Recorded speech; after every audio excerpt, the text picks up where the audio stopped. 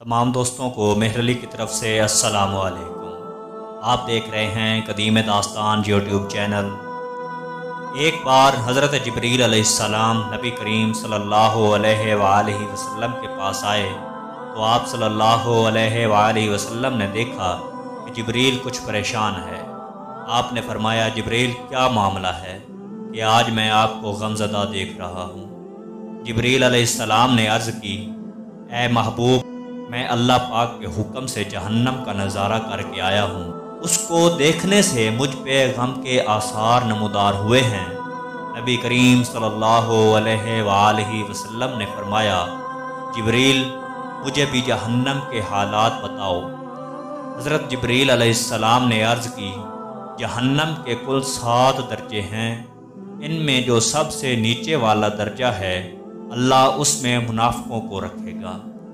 اس سے اوپر والے 6 درجے میں اللہ تبارک و تعالی مشرک لوگوں کو ڈالے گا۔ اس سے اوپر 5ویں درجے میں اللہ سورج اور چاند کے پرستش کرنے والوں کو ڈالے گا۔ 4تھے درجے میں اللہ پاک آتش پرست لوگوں کو ڈالے گا۔ 3رے درجے میں اللہ پاک یہود کو ڈالیں گے۔ 2سرے درجے میں اللہ تعالی عیسائیوں کو ڈالیں گے۔ یہ کہہ کر جبریل علیہ السلام خاموش ہو گئے۔ نبی کریم صلی اللہ علیہ وآلہ وسلم نے پوچھا، جبریل آپ خاموش کیوں ہو گئے؟ مجھے بتاؤ کہ پہلے درجے میں کون ہوگا؟ جبریل علیہ السلام نے عرض کیا، اے اللہ کے رسول، پہلے درجے میں اللہ پاک آپ کی امت کے گنہگاروں کو ڈالے گا۔ جب نبی کریم صلی اللہ علیہ وآلہ وسلم نے یہ سنا کہ میری امت کو بھی جہنم میں ڈالا جائے گا تو آپ بے حد غمگین ہوئے اور آپ نے اللہ کے حضور دعائیں کرنا شروع کی۔ 3 دن ایسے گزرے کہ اللہ کے محبوب مسجد میں نماز پڑھنے کے لیے تشریف لاتے، نماز پڑھ کر حجرے میں تشریف لے جاتے اور دروازہ بند کر کے اللہ کے حضور رو رو کر فریاد کرتے۔ صحابہ حیران تھے کہ نبی کریم صلی اللہ علیہ وآلہ وسلم پہ کیسی کیفیت طاری ہوئی ہے۔ مسجد سے حجرے جاتے ہیں، گھر بھی تشریف لے کر نہیں جا رہے۔ جب 3را دن ہوا تو سیدنا حضرت ابو بکر سے رہا نہیں گیا۔ وہ دروازے پہ آئے، دستک دی اور سلام کیا، لیکن سلام کا جواب نہیں آیا۔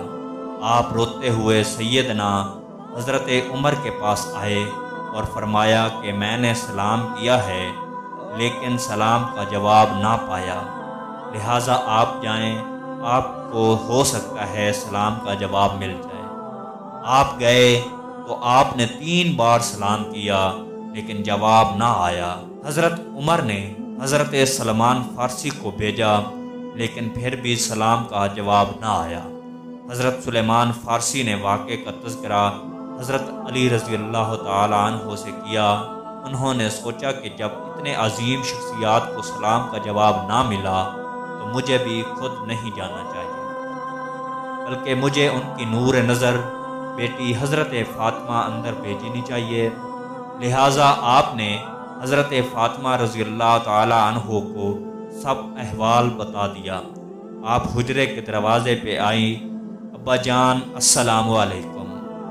بیٹی کی آواز سن کر محبوب کائنات حضرت محمد مصطفیٰ صلی اللہ علیہ وآلہ وسلم اٹھے، دروازہ کھولا اور سلام کا جواب دیا۔ ابا جان، آپ پر کیا کیفیت ہے کہ 3 دن سے آپ یہاں تشریف فرما ہیں؟ نبی کریم صلی اللہ علیہ وآلہ وسلم نے فرمایا کہ جبریل نے مجھے آگاہ کیا ہے کہ میری امت بھی جہنم میں جائے گی۔ فاطمہ بیٹی، مجھے اپنی امت کے گنہگاروں کا غم کھائے جا رہا ہے۔ میں اپنے مالک سے دعائیں کر رہا ہوں کہ اللہ ان کو معاف کرے اور جہنم سے بری کر۔ یہ کہہ کر آپ پھر سجدے میں چلے گئے اور رونا شروع کیا، یا اللہ میری امت، یا اللہ میری امت کے گناہ گاروں پہ رحم کر، ان کو جہنم سے آزاد کر۔ کہ اتنے میں حکم آ گیا، وَلَا سَوْفَ يُعْطِيكَ رَبُّكَ فَتَرْضَىٰ، اے میرے محبوب غم نہ کر، میں تم کو اتنا عطا کر دوں گا کہ آپ راضی ہو جائیں گے۔ آپ خوشی سے کھل اٹھے اور فرمایا، لوگوں اللہ نے مجھ سے وعدہ کر لیا ہے کہ وہ روز قیامت مجھے میری امت کے معاملے میں خوب راضی کریں گے، اور میں نے اس وقت تک راضی نہیں ہونا جب تک میرا آخری امتی بھی جنت میں نہ چلا جائے۔ یہ پڑھتے ہوئے میری آنکھوں سے آنسو آ گئے کہ ہمارے نبی صلی اللہ علیہ وآلہ وسلم اتنے شفیق اور غم محسوس کرنے والے ہیں، اور بدلے میں ہم نے ان کو کیا دیا۔ آپ کا ایک سیکنڈ اس تحریر کو دوسرے لوگوں تک پہنچانے کا ذریعہ ہے۔ میری آپ سے عاجزانہ اپیل ہے کہ لا حاصل اور بے مقصد پوسٹ کو ہم سب شیئر کرتے ہیں۔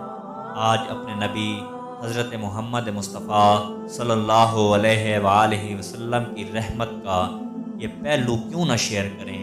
آئیں ایک ایک شیئر کر کے اپنا حصہ ڈالیں، کیا پتہ کون گنہگار پڑھ کر راہ راست